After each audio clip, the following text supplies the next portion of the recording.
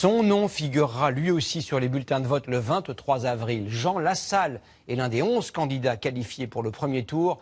L'ancien compagnon de route de François Bayrou, actuellement à la tête du mouvement Résistons, se lance pour la première fois dans la course à l'Élysée. Axel Meunier et Philippe Véron l'ont suivi en campagne dans le Finistère.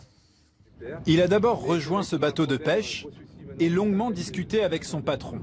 On avait de plus en plus de mal à trouver de la main-d'œuvre motivée déjà et qualifiée après, quoi. Il ne faudrait pas qu'ils viennent plus jeunes. Jean Lassalle rappelle l'une de ses propositions, l'apprentissage avant 16 ans. Et donc pour l'agriculture biologique, vous avez un peu un projet de coup Il a ensuite rencontré ce maraîcher bio qui produit, entre autres, des petits pois. C'est qu'on puisse retrouver l'exploitation familiale. L'élu du Béarn veut décréter l'agriculture grande cause nationale. Parce qu'elle est totalement oubliée aujourd'hui. Elle est passée par pertes et profits. On n'en parle que pour les faits divers. Il faut que ça apparaisse comme une formidable chance.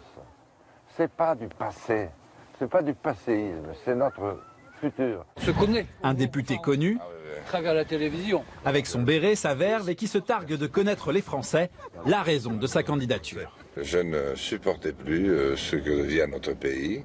Je ne supporte plus de voir combien le peuple s'est éloigné de nous. Nous sommes ses représentants.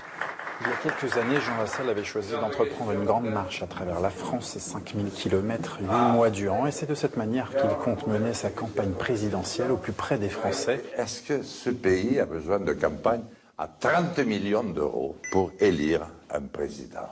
Une certaine idée de la France. Ça, c'est un homme politique, il a une stature et une carrure. Ce dont on a besoin, c'est de transcendance et d'espérance. Et il porte ça. Un candidat qui s'inscrit hors des partis mais qui n'a toujours pas dévoilé son programme.